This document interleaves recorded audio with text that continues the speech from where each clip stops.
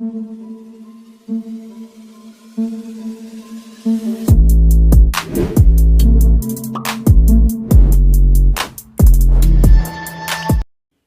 दोस्तों, scary story official में आप सबका स्वागत है। आज की कहानी की तरफ बढ़ने से पहले चैनल को सब्सक्राइब कर लीजिए और अगर कहानी अच्छी लगती है तो प्लीज़ लाइक एंड कमेंट करना मत भूलिएगा। दोस्तों, आज की कहानी एक ऐसे कब्रिस्तान की है जिसके आस-पास से भी अगर कोई गुजरता है तो वो या तो अपना मानसिक संतुलन खो चुका है या फिर उसकी मौत हो जाती है। तो देर नहीं करेंगे, अब कहानी की तरफ बढ़ेंगे। कहानी है शिवकांत की। इन्होंने बताया कि लगभग आज से 15 साल पहले वो एक ऑटो चलाया करते थे और उसी से उनका घर चलता था। कोई जॉब नहीं थी। उनकी उम्र लगभग 24-25 साल थी। पापा जी उनके थे नहीं तो मम्मी और एक छोटी बहन थी, जिस वजह से उन्हें बहुत ज़्यादा मेहनत करनी पड़ती थी।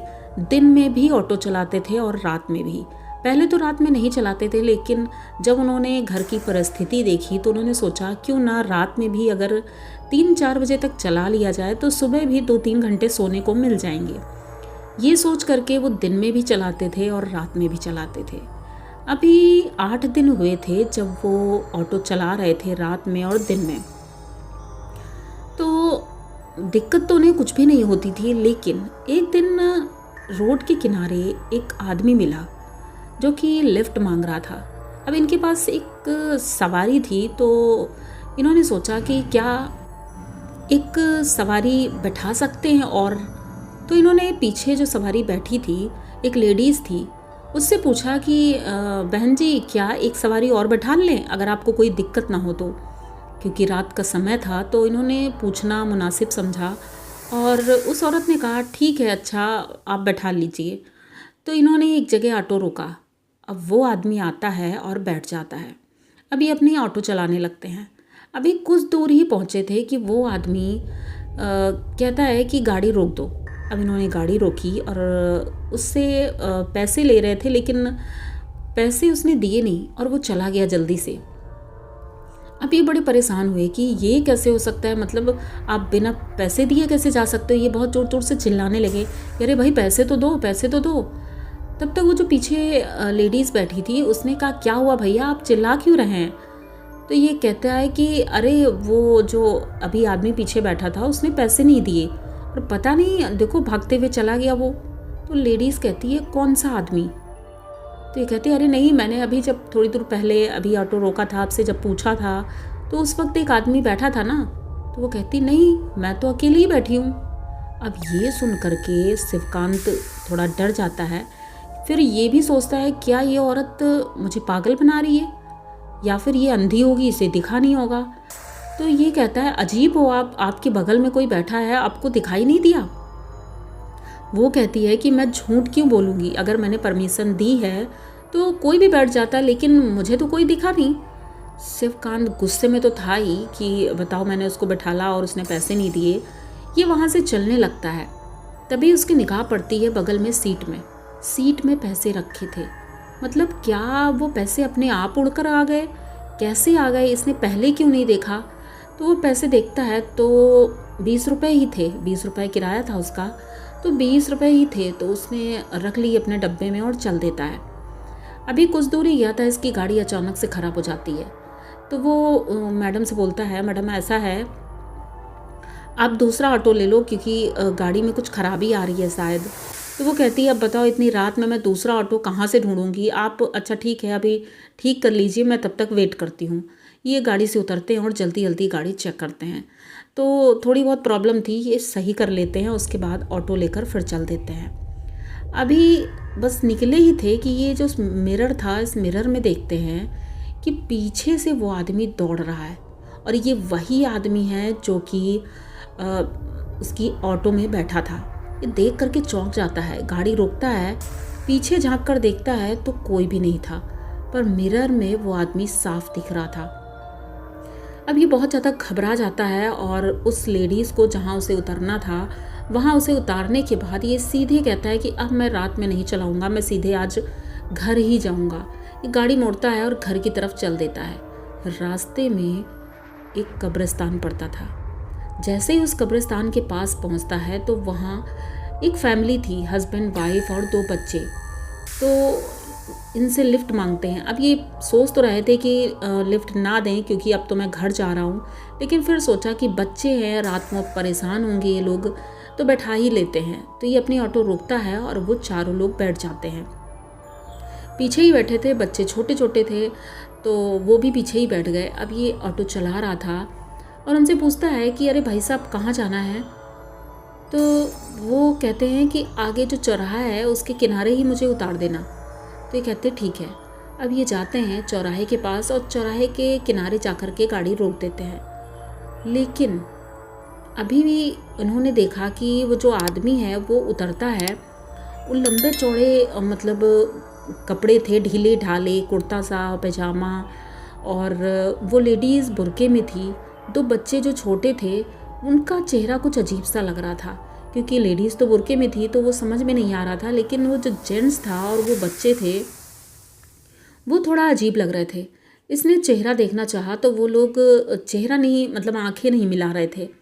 इसको पैसे देते हैं और चले जाते हैं। अब ये अपने घर जाता है, अपनी वाइफ को पूरी बात बताता है।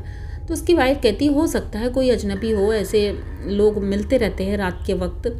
अब दूसरा दिन आता है। दूसरे दिन जब ये ऑटो में बैठता है और आज फिर उसी जगह से वो आदमी मिलता है। आज इसका ऑटो खाली था।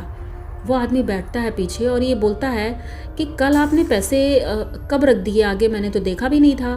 वो कुछ नहीं बोलता है और ये जा करके उसी कब्रिस्तान के सामने बोलता है कि मुझे यहीं उतार दो। तो ये पूछता है कि अरे आप यहाँ कहाँ रहते हो। तो वो कहता है कि मैं यहीं रहता हूँ, यहीं पर मेरा घर है। तो सोचता है शिवकांत कि हो सकता है इसका घर यहीं पर हो। ये गाड़ी रोक देता है। बस वो पैसे देता है और जाने लगता है तो देखता है कि पैसे ज़्यादा हैं। आज 50 रुपये थे। तो इसने चेंज निकाला और देने के लिए जैसे ही मुड़ा, वो आदमी दूर दूर दूर तक कहीं भी नहीं दिख रहा था, जबकि उसके आसपास कोई घर भी नहीं था, सामने सिर्फ कब्रिस्तान था। अब ये कब्रिस्तान के पास खड़ा था और देख रहा था, तभी उसके अंदर एक औरत रोती हुई दिखाई पड़ी। ये सोचता है कि शायद किसी की डेथ हुई होगी, इसलिए वो औरत रो रही है। और पता नहीं कैसे इसके पैर अपने आप उधर की तरफ बढ़ चले। कब्रिस्तान के अंदर जाता है, उस औरत को देखता है। वो सर नीचे कर करके एक कब्र के ऊपर सर रखी थी और वहीं रोए जा रही थी। तो ये पूछते हैं अरे बहन जी क्या हुआ, आप इतना रो क्यों रही हैं। अब जो दुनिया में आया है उसे जाना भी पड़ेगा, मतलब हर तरह से वो समझाने की कोशिश कर रहे थे, लेकिन वो औरत बस रोए जा रही थी। तभी अचानक से वो अपना सर उठाती है और कहती है कि मैं किसी दूसरे के लिए नहीं रो रही हूँ, मैं खुद अपने लिए रो रही हूँ, क्योंकि मेरी मौत जिस तरह से हुई थी, मेरे बच्चे अनाथ हो गए हैं, मेरी फैमिली अनाथ हो गई है, मैं इसलिए रो रही हूँ। अब ये सुनते ही शिवकांत बहुत ज़्यादा डर जाता है, वहाँ से भागने की कोशिश करता है, लेकिन उस कब्रिस्तान के बाहर का रास्ता ही नहीं मिल रहा था। ऐसा लग रहा था जैसे कांच की दीवार से पूरा बंद हो गया है। शिवकांत इतने बड़े कब्रिस्तान में चारों तरफ भाग भाग के कोशिश करता है बाहर निकलने की, लेकिन अंदर से बाहर नहीं निकल पाता है। बहुत रोता है, बहुत चीखता है, लेकिन अब उसको हर कब्र के पास एक आदमी या फिर एक औरत या कुछ बड़े बुजुर्ग जो भी हैं बैठे हुए दिखाई देते हैं और सबके सब इसको घूर रहे हैं। शिवकांत आज समझता है कि अब मैं यहाँ से शायद जिंदा नहीं जा पाऊँगा। ये इतना चिल्लाता है, इतना चिल्लाता है और चिल्लाते चिल्लाते अचानक से इसकी निगाह पड़ती है, सामने से एक औरत आ रही है, बहुत तेज़ी से आ रही थी और आ करके इसने इसका गला पकड़ लिया। गला पकड़ के ऊपर उठा देती है। जैसे ही वो ऊपर उठाती है, शिवकांत चीखते हुए बेहोश हो जाता है। जब वो होश में आता है तो सुबह हो चुकी थी, लेकिन होश में तो था, लेकिन उसे याद कुछ नहीं था। वो अजीब अजीब सी हरकतें कर रहा था, उसका दिमाग साथ नहीं दे रहा था। उसे इतना भी याद नहीं था कि उसका ऑटो बाहर खड़ा है।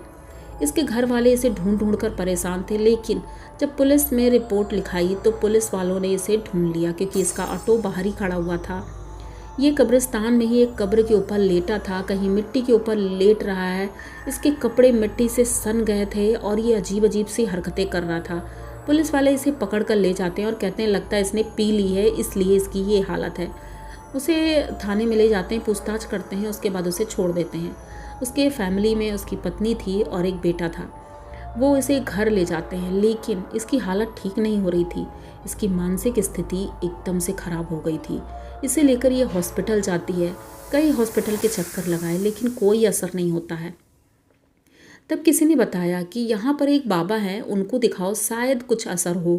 तो ये बाबा के पास जाती है तो बाबा बताते हैं कि इसने बहुत बड़ी गलती कर दी है, उस कब्रिस्तान के पास नहीं जाना चाहिए, क्योंकि कहते हैं उस कब्रिस्तान के आसपास जो भी गया है वो या तो वहाँ मौत के घाट उतर जाता है या फिर उसका दिमागी संतुलन चला जाता है। तो शायद इसने भी कुछ ऐसा देखा है जिसकी वजह से इसकी ये हालत हुई है। तो वो कहती है कि आप कैसे भी मेरे पति को बचा लो। तो वो कहते हैं ठीक है, पूजा करते हैं और बहुत प्रयास करते हैं, लेकिन आज भी शिवकांत एकदम नॉर्मल नहीं हुआ है। और कहते हैं आज भी जब किसी के रोने की या चिल्लाने की आवाज़ आती है, शिवकांत अपने कान बंद करके बेड के नीचे बैठ जाते हैं।